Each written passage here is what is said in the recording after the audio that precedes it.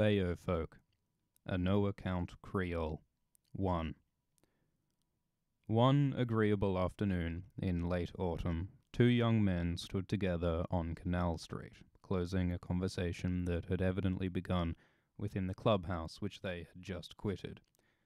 "There's big money in it, Ofteen," said the elder of the two.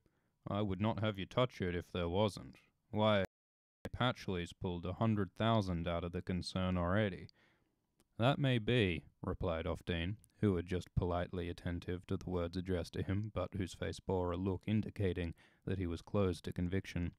He leaned back against the clumsy stick which he carried, and continued, "It's all true, I dare say, Fitch, but a decision of that sort would mean more to me than you'd believe if I were to tell you.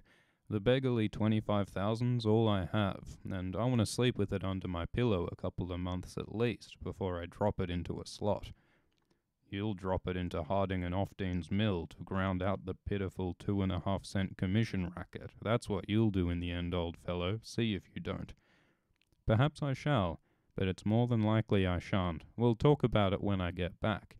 You know I'm off to North Louisiana in the morning." "No. What the deuce?" "Oh, business with the firm." "Write me from Shreveport, then, or wherever it is." "Not as far as that, but don't expect to hear from me till you see me. I can't say when that will be." Then they shook hands and parted. The rather portly Fitch boarded a Britannia streetcar, and Mr. Wallace Ofteen hurried to the bank in order to replenish his portemonnaie, which had been materially lightened at the club through the medium of unpropitious jackpots and bobtail flushes. He was a sure-footed fellow, that young Ofteen, despite an occasional fall in slippery places. What he wanted now that he had reached his 26th year and his inheritance was to get his feet well planted on solid ground, and to keep his head cool and clear. With his early youth, he had a certain shadowy intentions of shaping his life on intellectual lines. That is, he wanted to, and he meant to use his faculties intelligently, which means more than is at once apparent. Above all, he would keep clear of the maelstroms of sordid work and senseless pleasure in which the average American businessman may be said alternately to exist, and which reduce him, naturally, to a rather ragged condition of soul. Ofteen had done, in a temperate way, the usual things which young men do who happen to belong to good society, and are possessed of moderate means and healthy instincts. He had gone to college, had travelled a little at home and abroad, had frequented society and the clubs, and had worked in his uncle's commission house, all of which employments he had expended much time and a modicum of energy. But he felt all through that he was simply in a preliminary stage of being, one that would develop later into something tangible and intelligent, as he liked to tell himself. With his patrimony of $25,000 came what he felt to be a turning point in his life, the time when it behooved him to choose a course, and to get himself into proper trim to follow it manfully and consistently. When Messrs. Harding and Ofteen determined to have someone look after what they called a troublesome piece of land on Red River, Wallace Ofteen requested it to be entrusted with that special commission of land inspector. A shadowy, ill-defined piece of land in an unfamiliar part of his native state might, he hoped, prove a sort of closet into which he could retire and take counsel with his inner and better self.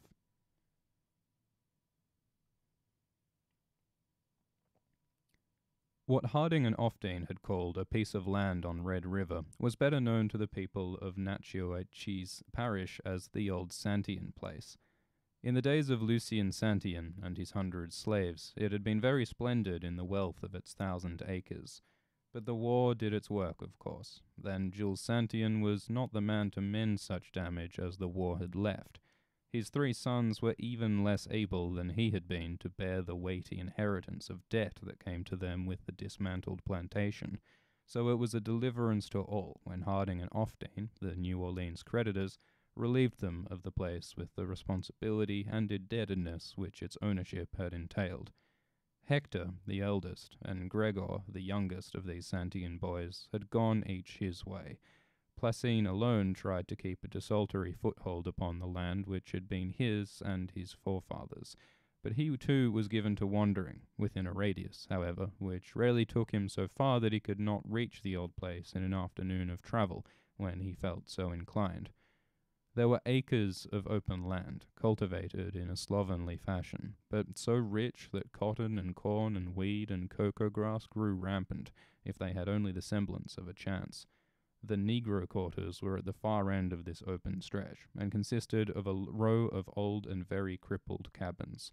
Directly back of these a dense wood grew, and held such mystery and witchery of sound and shadow and strange lights when the sun shone. Of a gin house there was left scarcely a trace, only so much as could serve as inadequate shelter to the miserable dozen cattle that huddled within it in winter time. A dozen rods or more from the Red River bank stood the dwelling house, and nowhere upon the plantation had time touched so sadly as here. The steep, black, moss-covered roof sat like an extinguisher above the 8 large rooms that it covered, and had come to do its office so poorly that not more than half of these were habitable when the rain fell. Perhaps the live oaks make too thick and close a shelter about it. The verandas were long and broad and inviting, but it was well to know that the brick pillar was crumbling away under one corner, that the railing was insecure at another, and that still another had long ago been condemned as unsafe. But that, of course, was not the corner in which Wallace Ofdean sat the day following his arrival at the Santian place.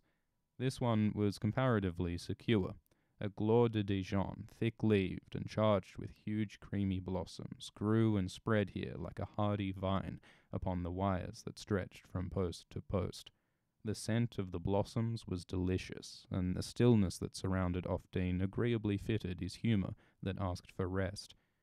His old host, Pierre Monton, the manager of the place, sat talking to him in a soft, rhythmic monotone, but his speech was hardly more of an interruption than the hum of the bees among the roses. He was saying, "If it would be me myself, I would never grumble. When a chimbly break, I take one. To de boys, we patch 'em up best we know how. We keep on mend de fence. First one place, another, and it would be for dem mule of LaCroix Tonnerre. I don't want to talk about dem mule, but me, I wouldn't grumble. It's Euphrasie, eh? She say dat's all fool nonsense, for rich man lack harden. Often dean to let a piece o' land go and lack dat." "Euphrasie?" questioned Ofdean, in some surprise, for he had not yet heard of any such person. "Euphrasie, my lil' child. Excuse me 1 minute," Pierre added, remembering that he was in his shirt-sleeves, and rising to reach for his coat, which hung upon a peg near by. He was a small, square man, with mild, kindly face, brown and roughened from healthy exposure. His hair hung grey and long beneath the soft felt hat that he wore. When he had seated himself, Ofdean asked, "Where is your little child? I haven't seen her," inwardly marvelling that a little child should have uttered such words of wisdom as those recorded of her. "She yonder to Madame Duplan on Cane River. Been keen expectin' her since yesterday. Hair and placid," casting an unconscious gaze down the long plantation road. "But Madame Duplan, she never want to let Euphrasie go. You know it's her raise Euphrasie since her pomade, Mr. Ofdean. She tek that little chile and raise it, sem like she raisin' Ninette. But it's more'n a year now Euphrasie say dat's all fool's nonsense to leave me livin' alone like dat, wide nothin' 'cept dem N-word and placide once a while, and she came here bossin'. My goodness!" The old man chuckled. "That's her been writin' all dem letter to Hadden Ofdean. It would have been me myself." Part 3. Placide seemed to have had a foreboding of ill from the start, when he found that Euphrasie began to interest herself in the condition of the plantation. This ill feeling voiced itself partly when he told her it was none of her lookout if the place went to the dogs. "It's good enough for Joe Duplan to run things en grand seigneur, Euphrasie, if that's what spoiled you." Placide might have done much single-handed to keep the old place in better trim if he had wished, for there was no one more clever than he to do a hand's turn at any and every thing. He could mend a saddle or bridle while he stood whistling a tune. If a wagon required a brace or a bolt, it was nothing for him to step into a shop and turn out one as deftly as the most skilled blacksmith. Anyone seeing him at work with plane and rule and chisel would have declared him a born carpenter. As for the mixing paints and giving a fine and lasting coat to the side of a house or barn, he had not his equal in the country. This last talent he exercised little in his native parish. It was a neighbouring one, where he spent the greater part of his time, that his fame as a painter was established. There, in the village of Orville, he owned a little shell of a house, and during odd times it was Placide's great delight to tinker at this small home, inventing daily new beauties and conveniences to add to it. Lately, it had become a precious possession to him, for in the spring he was to bring Euphrasie there as his wife.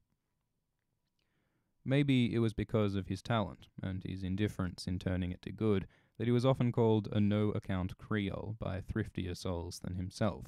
But no-account Creole or not, painter, carpenter, blacksmith, and whatever else he might be at times, he was a Santian, always, with the best blood in the country running in his veins.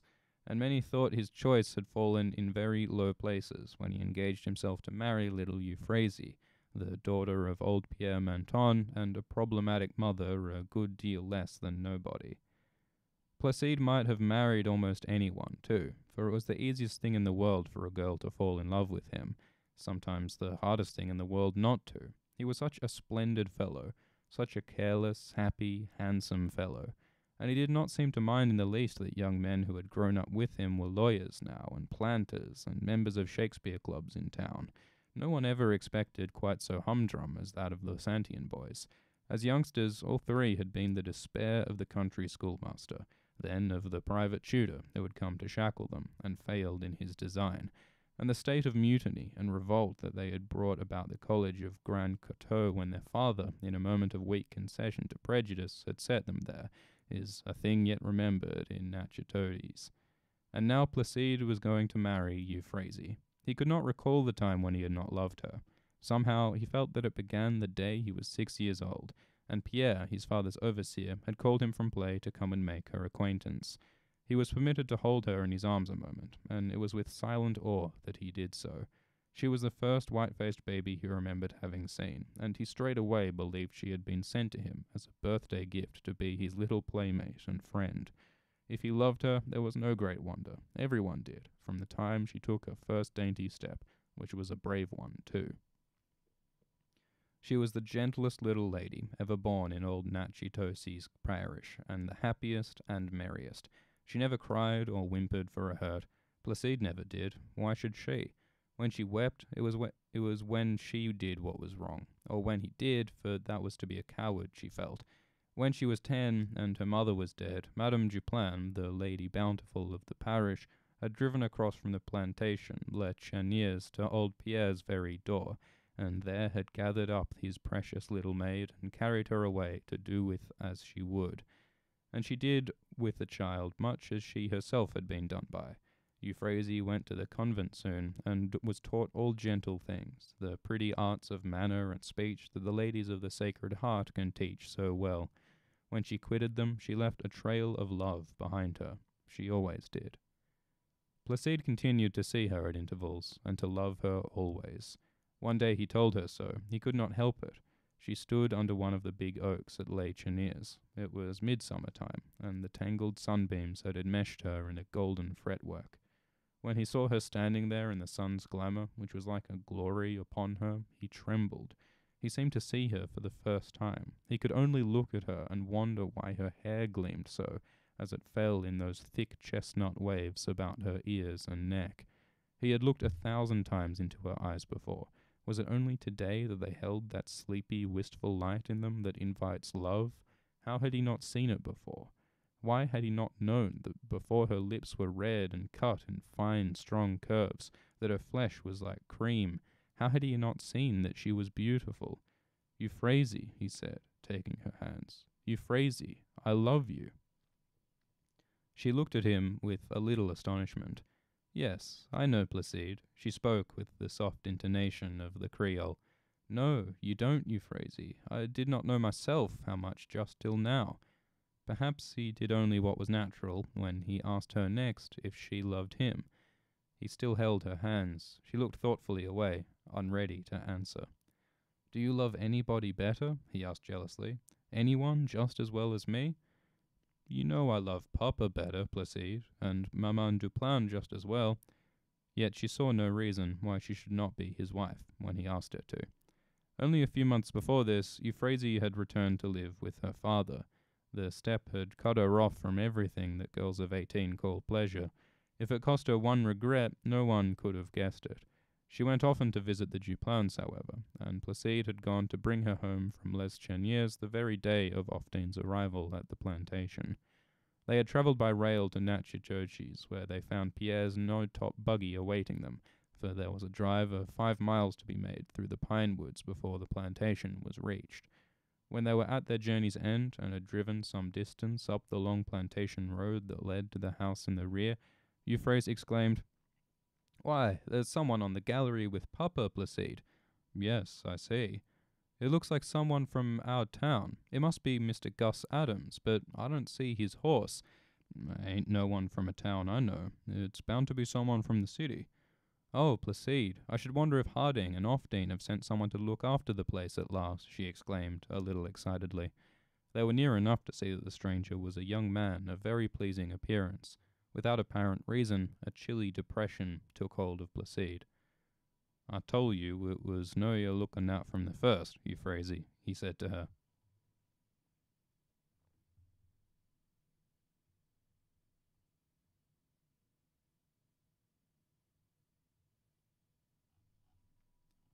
"4. Wallace Oftine remembered Euphrasie at once as a young person whom he had assisted to a very high perch on his clubhouse balcony on the previous Mardi Gras night. He had thought her pretty and attractive then, and for the space of a day or two wondered who she might be, but he had not made even so fleeting an impression upon her, seeing which he did not refer to any former meeting when Pierre introduced them. She took the chair which he offered her, and asked him very simply when he had come, if his journey had been pleasant, and if he had not found the road from Natchitoches in very good condition. Mr. Offerdene only come since yesterday, Euphrasie, interposed Pierre. We been talk plenty about them place, him and me. I been told him all about it, va, and if Mr. Offerdene want to excuse me now, I believe I go help Placide with that horse and buggy. And he descended the steps slowly, and walked lazily with his bent figure in the direction of the shed beneath which Placide had driven, after depositing Euphrasie at the door. I dare say you find it strange, began Oftine, that the owners of this place have neglected it so long and shamefully. But you see, he added, smiling, the management of a plantation does not enter into the routine of a commission merchant's business. The place has already cost them more than they hoped to get from it, and naturally they have not the wish to sink further money in it. He did not know why he was saying these things to a mere girl, but he went on. I'm authorized to sell the plantation, if I can get anything like a reasonable price for it. Euphrasie laughed in a way that made him uncomfortable, and he thought he would say no more at present, not till he knew her better anyhow. Well, she said, in a very decided fashion, I know you'll find 1 or 2 persons in town who'll begin by running down the land till you wouldn't want it as a gift, Mr. Oftine, and who willin' by offering to take it off your hands for the promise of a song with the land as security again. They both laughed, and Placide, who was approaching, scowled. But before he reached the steps, his instinctive sense of the courtesy due to a stranger had banished the look of ill humour. Her bearing was so frank and graceful, and his face such a marvel of beauty, with its dark, rich colouring and soft lines, that the well-clipped and groomed Oftine felt his astonishment to be more than half admiration when they shook hands. He knew that the Santiens had been the former owners of this plantation, which he had come to look after, and naturally he expected some sort of cooperation or direct assistance from Placide in his efforts at reconstruction. But Placide proved non-committal, and exhibited an indifference and ignorance concerning the condition of affairs that savoured surprisingly of affectation. He had positively nothing to say, so long as the talk touched upon matters concerning Oftine's business there. He was only a little less taciturn when less general topics were approached, and directly after supper he saddled his horse and went away. He would not wait until morning, for the moon would be rising about midnight, and he knew the road as well by night as by day. He knew just where the best fords were across the bayous and the safest paths across the hills. He knew for a certainty whose plantations he might traverse and whose fences he might derail. But, for that matter, he would derail what he liked and cross where he pleased.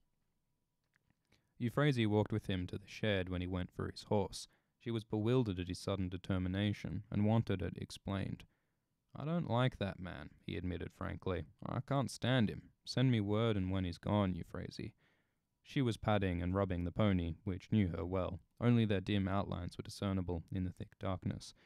"You are foolish, Placide," she replied in French. "You would do better to stay and help him. No one knows the place as well as you."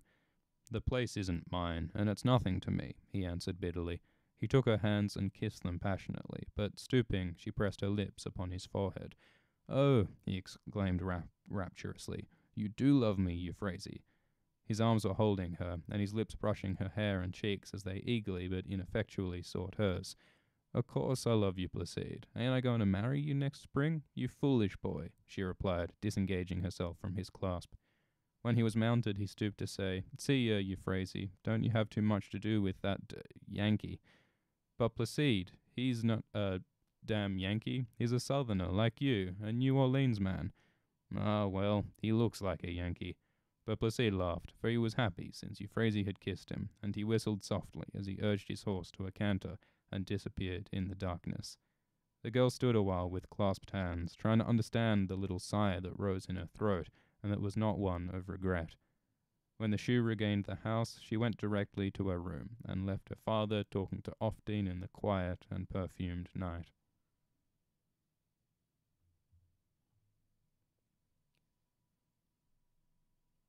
5. When 2 weeks had passed, Ofdine felt very much at home with old Pierre and his daughter, and found the business that had called him to the country so engrossing that he had given no thought to those personal questions he had hoped to solve in going there. The old man had driven him round the no-top buggy to show him how dismantled the fences and barns were. He could see for himself that the house was a constant menace to human life. In the evenings the three would sit out on the gallery and talk of the land and its strong points and its weak ones, till he came to know it as if it had been his own. Of the rickety condition of the cabins he got a fair notion, for he and Euphrasie passed them almost daily on horseback on their way to the woods. It was seldom that their appearance together did not rouse comment among the darkies who happened to be loitering about. Le Chat, a broad black woman with the ends of white wool sticking out from under her tignon, stood with arms akimbo watching them as they disappeared one day. Then she turned and said to a young woman who sat in the cabin door, "Dat young man, if he want to listen to me, he gwine quit dat caperin' round Miss Frazee." The young woman in the doorway laughed, and showed her white teeth, and tossed her head, and fingered the blue beads at her throat, in a way to indicate that she was in hearty symphony with any question that touched upon gallantry. "Law, La Chat, you ain't gwine hinder a gemman from paying intentions to a young lady when he have a mind to." "Dat all I got to say," returned La Chat, seating herself lazily and heavily on the doorstep. "Nobody don't know dem Sanchin boys better than I does. Didn't I give 'em part raise 'em? What you reckon my hair and all the plum with dat away if want dat Placide what done it?" "How come he make your hair turn white, La Chat?" "Devement, devement, Rose. Didn't he come in dat some cabin one day when he weren't no bigger than dem president, Hayes, what you see with the cotton sack crossed him?" "Oh, God, I can't read this stuff at all. I'm gonna skip. Alright. But the darkies were mistaken in supposing that Ofdine was paying attention to Euphrasie. Those little jaunts in the wood were purely of a business character. Ofdine had made a contract with the neighbouring mill for fencing in exchange for a certain amount of uncut timber. He had made it his work, with the assistance of Euphrasie, to decide upon what trees he wanted felled, and to mark such for the woodman's axe. If they sometimes forgot what they had gone into the woods for, it was because there was so much to talk about and to laugh about. Often, when Ofteen had blazed a tree with the sharp hatchet he carried upon his pommel, and had further discharged his duty by calling it a fine piece of timber, they would sit upon some fallen and decaying trunk, maybe to listen to a chorus of mockingbirds above their heads, or to exchange confidences, as young people will. Euphrasie thought that he had never heard anyone talk quite so pleasantly as Ofteen did. She could not decide whether it was his manner, or the tone of his voice, or the earnest glance of his dark and deep-set blue eyes that gave such meaning to everything he did, for she found herself afterward thinking of his every word. One afternoon it rained in torrents, and Rose was forced to drag buckets and tubs into Ofteen's room to catch the streams that threatened to flood it. Euphrasie said she was glad of it. Now he could see for himself. And when he had seen for himself, he went to join her out on a corner of the gallery, where she stood with the cloak around her, close up against the house. He leaned against the house too, and they stood thus together, glancing upon as desolate a scene as it is easy to imagine. The whole landscape was grey, seen through the driving rain. Far away, the dreary cabin seemed to sink and sink to earth in abject misery. Above their heads, the live oak branches were beating with sad monotony against the blackened roof. Great pools of water had formed in the yard, which was deserted by every living thing, for the little darkies had scampered away to their cabins, the dogs had run to their kennels, and the hens were puffing big with wretchedness under the scanty shelter of a fallen wagon body. Certainly a situation to make a young man groan with ennui if he is used to his daily stroll on Canal Street and the pleasant afternoons at the club. But Ofteen thought it delightful. He only wondered that he had never known, or someone had never told him, how charming a place an old dismantled plantation can be when it rains. But as well as he liked it, he could not linger there forever. Business called him back to New Orleans, and after a few days he went away. The interest which he felt in the improvement of this plantation was of so deep a nature, however, that he found himself thinking of it constantly. He wondered if the timber had all been felled, and how the fencing was coming on. So great was his desire to know such things that much correspondence was required between him and Euphrasie, and he watched eagerly for those letters that told him of her trials and vexations with carpenters, bricklayers, and shingle-bearers. But in the midst of it, Ofteen suddenly lost interest in the progress of work on the plantation. Singularly enough, it happened simultaneously with the arrival of a letter from Euphrasie, which announced in a modest postscript that she was going down to the city with the Duplans for Mardi Gras.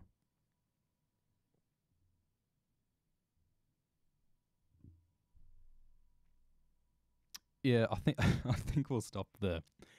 Um, because as much as I'm intrigued to see where this love triangle goes, um,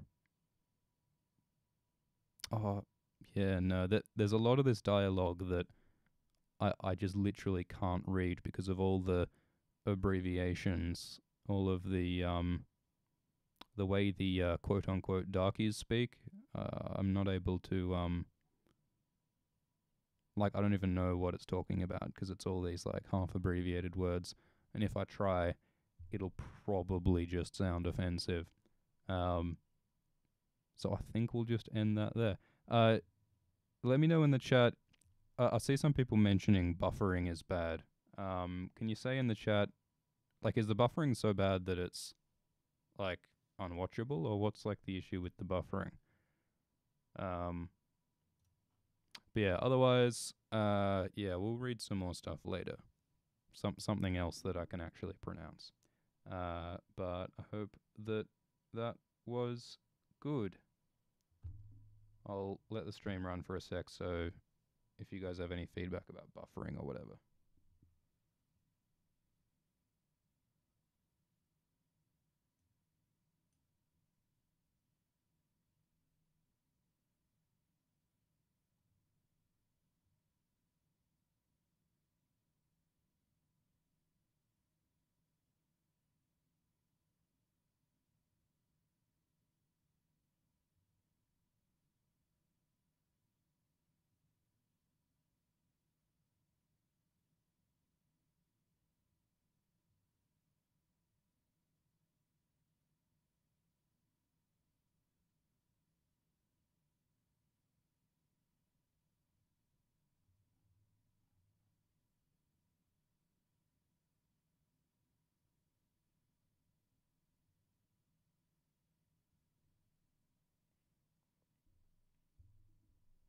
All right, thanks for the feedback. See if we can do something about the buffering. I don't think we'll do Finnegan's Wake because that'll be even more unreadable than this was. Maybe we'll try Paradise Lost. That one looks fun. All right, thanks guys.